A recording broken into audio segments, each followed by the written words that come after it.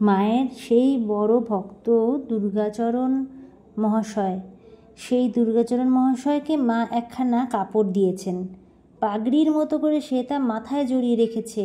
আর যখন তখন উল্লাসে লাফ দিয়ে বলছে, বাপের চেয়ে মা দয়াল, বাপের চেয়ে মা দয়াল। মাকে যেদিন প্রথম দেখতে আসে সেদিন মার একাদশী। কোনো পুরুষ ভক্তই মাকে তখনও সাক্ষাৎ দর্শন করতে পায় না।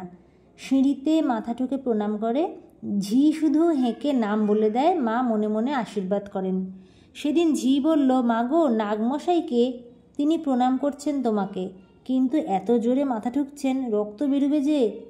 পেছন থেকে মহারাজ কত বলছেন থামবার জন্য, কিন্তু কোনো বাক্যই নেই, যেন হুঁশ নেই কিছুতেই। পাগল নাকি মা? মা চঞ্চল হয়ে উঠলেন, বললেন, ওগো যোগেনকে বলো এখানে পাঠিয়ে দিক। যোগেন ধরে নিয়ে এলো দুর্গাচরণকে। মা দেখলেন কপাল ফুলে গেছে, চোখ দিয়ে জল পড়ছে অঝরে, এখানে পা ফেলতে ওখানে ফেলছে, চোখের জলে দেখতে পাচ্ছে না মাকে, মুখে শুধু ঠাকুরের মন্ত্র, মা মা ধ্বনি। পাগল অথচ শান্ত, বিহ্বল অথচ গম্ভীর।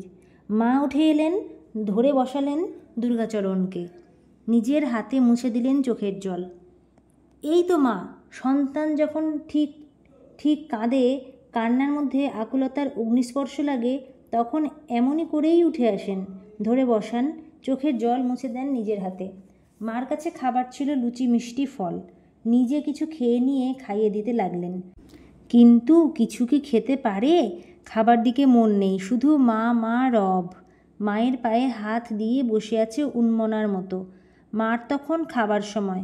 মেয়েরা বলতে লাগলো, মা তোমার খাওয়া বুঝি হলো না, মহারাজকে বলি একে সরিয়ে নিতে। মা বাধা দিলেন, বললেন, না না থাক, একটু স্থির হয়ে নিক।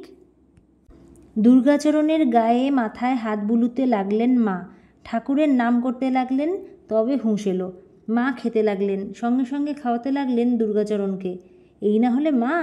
খাওয়া হয়ে গেলে ধরাধরি করে দুর্গাচরণকে নিয়ে গেল নিচে। যাবার সময় বলে গেল মাকে, নাহাং নাহাং তুহু তুহু। এই না হলে সন্তান! পরীক্ষায় উত্তীর্ণ হলো শ্রীরামকৃষ্ণদেব, নাকি সারদাই তাকে উত্তীর্ণ করিয়ে দিল? পালে অনুকূল বায়ু সঞ্চার করে নিয়ে গেল সচ্চিদানন্দের আলোকতীর্থে। শ্রীরামকৃষ্ণদেবের পদসেবা করছেন সারদামা। এক সময় কি ভেবে হঠাৎ জিজ্ঞেস করে বসল, আমি তোমার কে?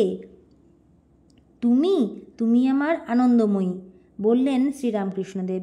তুমি অরূপের রূপসাগর, তুমি মধুরূপিণী মহামায়া, সর্বতভদ্রা, অক্লিষ্টমুখী, সুপ্রসন্নাস্যা, অন্নপূর্ণা, নিত্যতৃপ্তা, দুর্বৃত্তবৃত্ত সমনী হয়ে আবার পরমার্তিহন্ত্রী।